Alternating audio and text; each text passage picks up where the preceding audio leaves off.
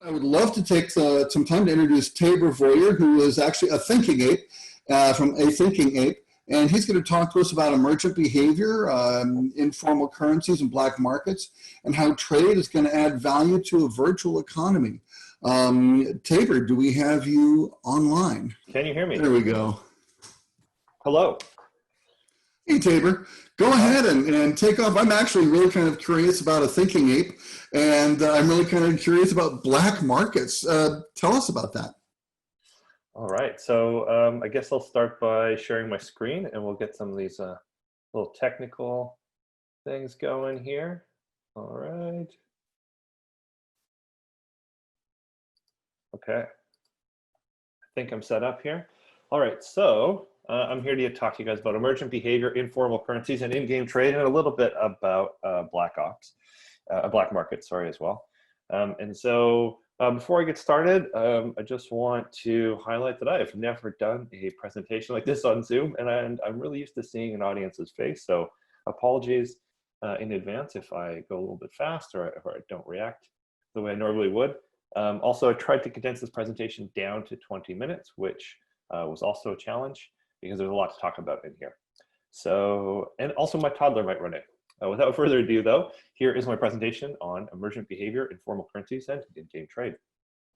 So a little bit of just kind of what I'm going to go through. I'll talk a little bit about myself and Thinking Ape, so you have some context about the game in particular, which is Party in My Dorm, where we have trade, why you should consider trade to boost monetization in your game, the design problems with trade, and then I'm going to talk a little bit about what the Diablo got wrong with the auction house, because I think it's a really interesting use case. And then I'll go over our implementation and just go over some of the really interesting things that have happened with emergent behavior, some of the informal currencies that have come up in our game, and then just revisit why I think you should consider trade in your game. So I am Tayber Voyer, and I'm head of product at Thinking Ape. I've been making games for 10 years in the free-to-play space. And I started on Facebook games, and I've worked on Facebook games and then moved over to mobile, and I've been at Thinking Ape making mobile games for 7 years, and I have a BA in political economy, and that's only relevant because I studied currencies in school, and I had been planning to do a master's in social currencies, and so it kind of is part of the passionate reason why I wanted to try to create interesting trade and economies in games that I make. Just a quick overview of ATA's timeline, just to give some context. So our first game was Kingdoms at War. It was launched in 2009 when the App Store was just sort of starting. And there was actually no free-to-play mechanics in the App Store. So the game actually had a thing where you would buy a premium version of the game, which is unlock currency in the game. And so we've been around for a long time, making games in the space for a very long time. And then Party in My Dorm actually launched originally in 2010. I joined the company in 2013. We've made a bunch of games since then. Most recent game is Kingdoms of Heckfire. We have 4 products that are still in the market today. That's Kingdoms of Heckfire, Party in My Dorm. Kingdoms at War is still around, actually. It does still quite well. It has a really vibrant community. We still are working on it in launching content every week. And then we also have a small casino game. And now we have a new game in development called Project Dolphin, which is a game that tries, actually, I shouldn't say too much about it because it's still in development. So about Party in My Dorm. So as I said, the game launched in 2010, and it's had over 12 million downloads in its lifetime. It continues to have growth in revenue year over year. The core loop is basically brute PvE raids that drop item progression, currency, and event progress. Stats come from items, gifts, and permanent upgrades, and various percentage bonuses. It's a highly social game, and it's got hardcore risky PvP, meaning that anyone can hit anyone. And some of the PvP is actually zero sum, where you can actually do real damage to a player's account, which is pretty unique for a game that has a target age of 18 to 34 and skews more towards a female audience. And so I think that's a really unique thing in mobile, is that I think a lot of times people think that in order to build a game for mobile, you have to build something for yourself, and that only certain audiences want to play these hardcore strategy games. What we found is actually there's a whole underserved market of people that want deep, rich strategy games and actual social mechanics. And Party in My Dorm is evidence of this. I first want to have a little disclaimer that whatever solution you do come up with for monetizing trade in your game, make sure you check with the App Store guidelines and terms of use, because over time, the guidelines get changed quite a bit. And so you have to be cognizant that whatever you're doing isn't violating the terms of use for the App Store. So right now, there are restrictions, for example, on how players can use gifts on the Apple platform. I encourage you to just check that out before you start designing. So I think it's really important to kind of step back and talk about monetization before we get too deep into this, because I think oftentimes when we see monetization panels at conferences, there's sort of this like idea that you're going to go in and they're going to talk about like battle pass, how to make a good battle pass, or how to make a good subscription. And it's often about actually merchandising and not about monetization. And I think partly it's because when you only have 20 minutes to present, you kind of want to look at implementation. It's often the thing that people focus on, but really monetization is about an exchange of value. So monetization is when a player agrees to give a developer money in exchange for something of value. And I think that's the piece that often gets missed in mobile games, is that you still need to be giving something of value. There's a lot of ways to speed up progression, and people think about timers as being really compelling, or loot boxes being really compelling. But at the end of the day, players have to find value in it. And trade can actually strengthen the value proposition for players and extend the lifetime value of your virtual goods. And so when a game has a trade economy, what happens is players know that the item can be valuable for in-game mechanics, but also it can be an important store of value. And so trade shifts the psychology of buying for a player as they consider the store of value. And an example would be, they know that if they buy something and they don't want it anymore, they don't like it, they can actually sell it later. And there are games that have auctions or exchange markets with real money, and that is actually not allowed in the App Store. So this is reduced slightly in that people have to find either a black market to sell their items, or it's for in-game value. Regardless, what we found is that it's a big shift in psychology for the players, where they feel a little bit better about spending. It reduces some of the friction because they know that later on they can trade whatever item they've bought. So what are some common design fears with trade? So this is a pretty design-centered talk because I'm a designer at heart, and I think some common fears are that trade will break your progression. People will scam each other, right? It will reduce the value of items as people can trade for them instead of spending or grinding, and that it breaks the core loop because people can get things without doing other things like playing the game. And you might be afraid of black markets and other scary things, right? So there's always like a lot of problems with trade, and it is a big, hairy problem. But if you can solve some of these things, you actually will unlock a lot of potential. So we'll talk a little bit about the Diablo auction house now. I respect Blizzard a lot, and it's a great company. This was a great game.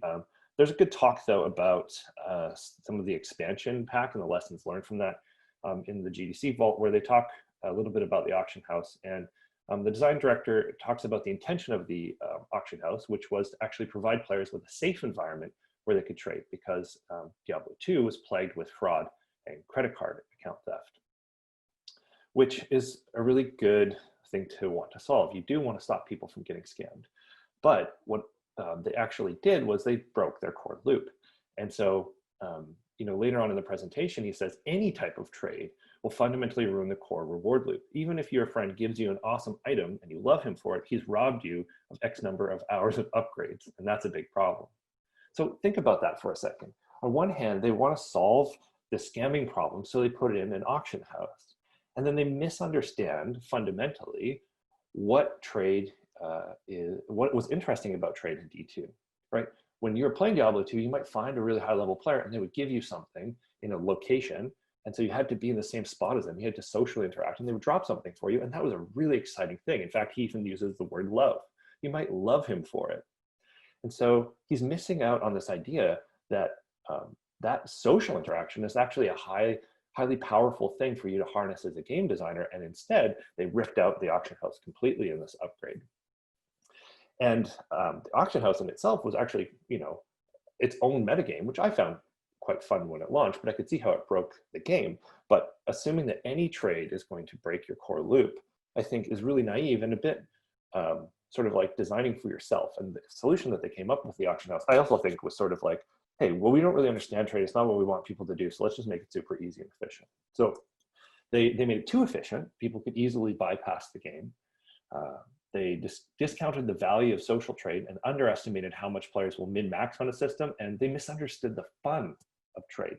And the reason I bring up this example is because it really informed my design thinking when I started to look at trade for our games, because one of the things that we started with is we wanted to reduce the amount of scamming that was happening with our gifting system, and that's where trade was born. And it's also sort of held up as this example of, you know, of like how trade can always go wrong. You just can't do it. If Diablo can't do it, nobody can do it, which I think is kind of silly. So how we solve some of these problems. First, we decided that we would create a new content system that would allow players to have a deep well of content to trade, right? One of the things that you need is you actually need things for people to exchange in order for trade to work really effectively. And so our content system is a furniture-based system. And what you can do is decorate your dorm room however you like. So all of the items in this image here can be changed. And I gave an example of the bed here, all the different beds that you can buy. And each one of these beds is $20. And players are able to change any piece of furniture in this room, and there's 3 parts to the room. So there's multiple vectors of value in this system. Players can change the way that the furniture looks, but they can also upgrade the stats for each piece of furniture. So each piece of furniture can be upgraded, and they also can break each piece of furniture down to get the upgrade materials for their other furniture. And what we tried to do with this is to remove the burden of optimum play, meaning we tried to make it so that when a player gets one piece of furniture, they can upgrade that to its max stat level, no matter what its rarity. So you might find a really common piece of furniture. Maybe it's like, you know, your first dorm room bed, it's really ugly, it's got a stain on it. Well, you can actually upgrade that piece of furniture to the same level as the most rare item in the game. Now, what that does is it stops players from having to use the best or most rare or most recent item that drops for them. And it means that they can actually have self-expression, because they can choose how to decorate their dorm room however they like. And this also creates some social prestige where people know that if you have something really rare and they see it in your room, that you have achieved either you know, a really compelling core loop achievement by unlocking this item, or you might be a really good trader. And that's supported by also a really, really deep economy, in that these items require a huge amount of pieces of upgrade materials to actually upgrade to the max level. And so that system can actually be extended whenever we feel like it. We can just add levels to all of the furniture items. And because they're all the same progression vector, it's really simple for us to do that. We don't have to like change every item. We actually just change the upgrade map for the item slot. And for us, when we have thousands and thousands and thousands of items, that's a really practical and important piece of our tech. So here's some examples of people decorating that same slot with a bunch of different furniture. And you can even see that 2 of these images use the same roof or ceiling and the same wallpaper, but the room ends up having quite a different feel. And so there are thousands and thousands and thousands of these different items and thousands of different combinations. And these are just a few of the top players' rooms. So how does trade actually work in the game? We also decided early on that we wanted trade to remain a social experience. We wanted it to be fundamentally something about relationships. This is a social strategy game. And the social interactions and relationships are fundamentally important to how the players play the game and how they interact. So we made it so that you actually have to trade within the chat system. So this took a little bit longer than it would have if we had just made like an auction house, or just like a really simple trade system back and forth. But because it's social, you have to be friends with the player. We have a friending mechanic. So you first have to make friends with them, open a chat dialogue, and convince them to chat with you. And as a result, we reduce a lot of the scamming because we have a highly contextual record of what happened. So if there's a scam report, our CM team can go and look at the chat history, and they can actually see everything that was said before and everything that was said after. So you can see here somebody says, hey, I've got some cool items. Do you want to trade with me? Yes, no. You say yes, you can add your own items. Once both people have opened the chat dialog, you can see both set of items. Both people have to agree. If anybody changes any of the items in the trade, then it resets and both people have to agree again. So we have consent for the trade on both ends, and we have a highly contextual chat log of everything that happened during the trade. So it helps us to figure out, who, if anybody is scammed, what happened. And it also forces players to go and find each other and forces the experience to be quite social. Now, this might seem a little bit inefficient. In fact, it's so inefficient that people started flooding all of our campus chat with ads for trade. And so that is kind of interesting because it actually makes the app look really, really alive. People are constantly posting, and not just about this, but even, social interactions are really important in the game. So we're looking for relationships, like looking for new clubs. We actually have sort of this campus chat, and just ends up being a constant stream of activity of people selling things. You can see here, people are selling bento boxes, or they're selling any start items on their wall. People can start items that they want for sale. And we ended up splitting out our world chat into a campus chat that has all these kinds of things, and then another chat which is more social called the pub. But that's a whole other talk. The game is 18 plus, and some interesting things happen. But that's a talk for another day. It is inefficient because it forces people to find these avenues to broadcast their trade. And we did have to split the channels, as I said, and it can be kind of confusing to new players. But it does create its own set of activities within the game that are sort of a metagame on itself that we found players find highly rewarding and also really, really improve retention and monetization. Some more interesting emergent behavior. And if you ever read about EVE Online, there's really great stories about this in that game as well. And this I was really happy to see emerge within our game, is that we have the idea of trusted traders. So both players sort of agree to a trade, then they will post back and forth on each other's walls that this is a trusted trader and you can trade with them. It's obviously gameable, but that social currency within the game is really important. People get to know who is valuable and who's not, who's a good trader and who's not. So this is just an example of one player that I found is a trusted trader.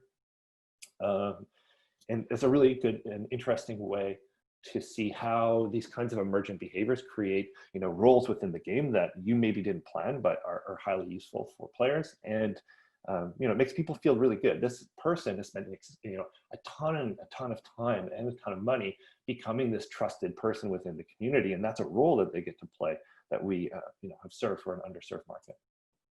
Even our price guides are social. Players will go to our forums and like websites, and they post what the prices of different items are. And this is something that's really interesting because we didn't build a currency for trade. So all trades have to happen with goods, virtual goods within the game. So you can see here, they're asking for a price check on different items. And I think it's really cool because they have here posted, you can see these little bento boxes, right? So what is that? What are those?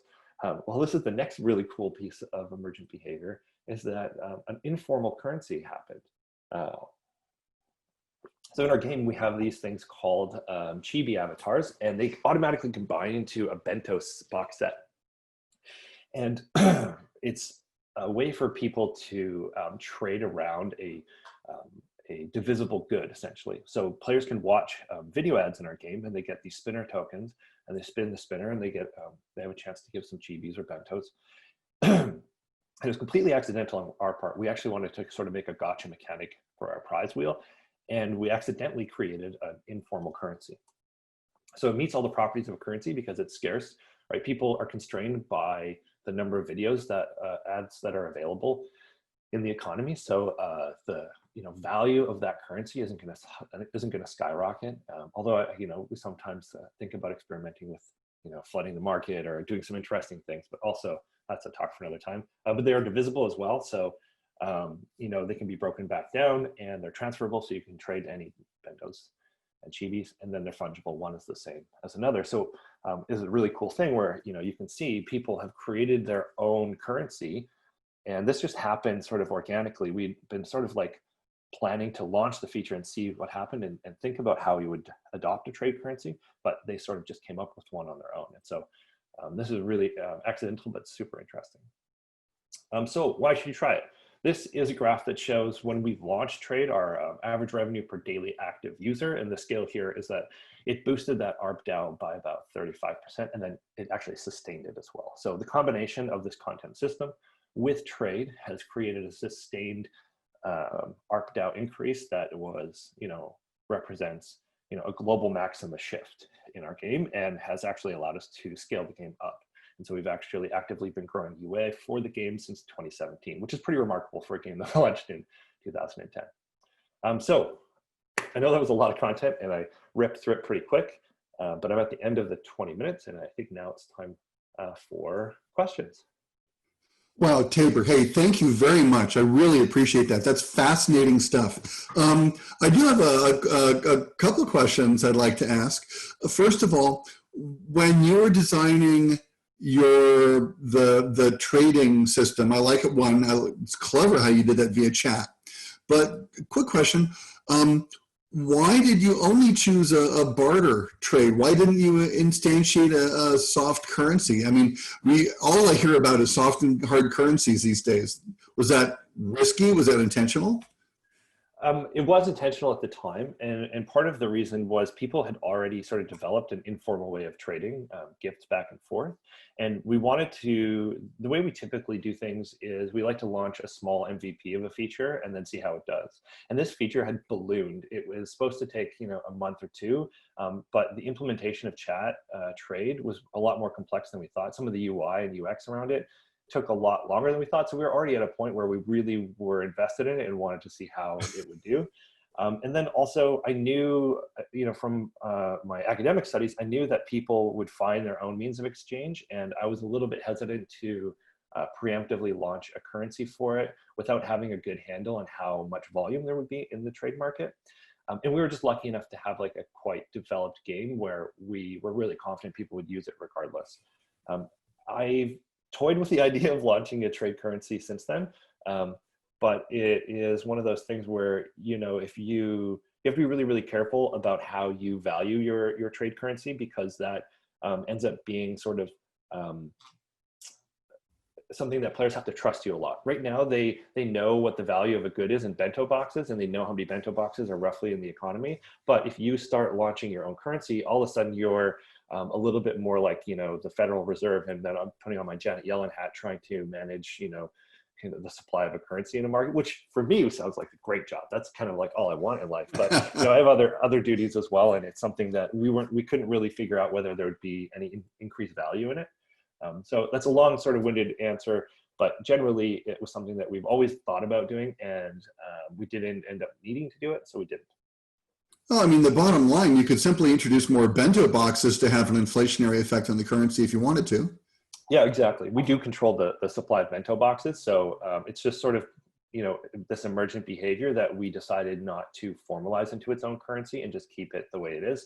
But, we also are seeing that, video ad inventory for this group of people is sometimes, when you have like an older game with a smaller audience, it's not super wide, you sometimes don't earn as high of revenue with video ads.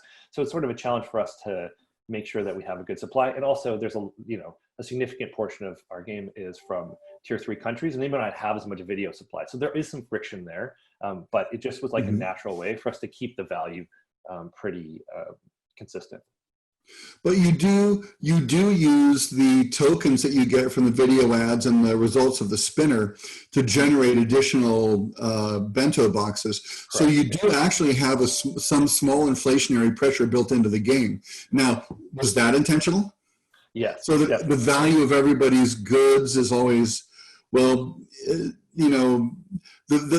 what you have today is worth less than what you have tomorrow. Yeah, that's actually a really important distinction that I didn't make, is that we were really careful to peg the value of goods, the more tradable goods, really, really high. So furniture items have like a very, very high virtual currency cost that relates to like a high IAP cost.